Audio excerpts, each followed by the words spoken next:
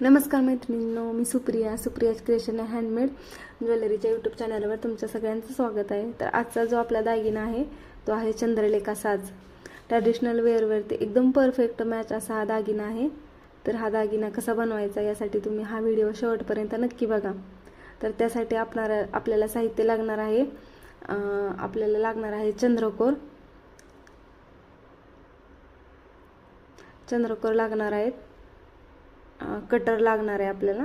मोठा चंद्रकोरचा जो पेंडंट आहे खाली ॲड करायला तो, 5 mm खरबुजा मणी, गिअर वायर आणि स्टॉपर लागणार आहे आपल्याला.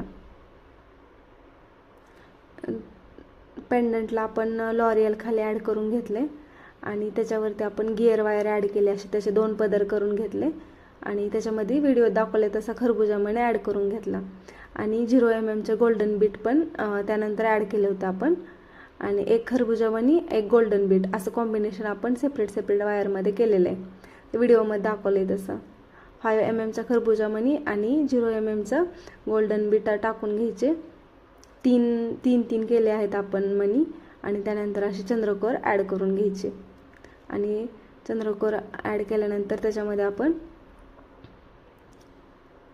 0 mm गोल्डन बीट टाकून घेतले.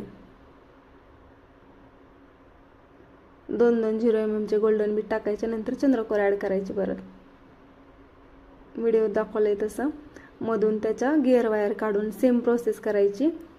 आणि 3 बॅच केलेले आहे 3 चंद्रकोरचे. आणि नंतर 3 चंद्रकोर झाल्यानंतर 5 mm आपण खरबुजा मणी ॲड केले आहेत आणि एक खरबुजा मणी, एक गोल्डन बीट असे आपण ॲड केले आहेत.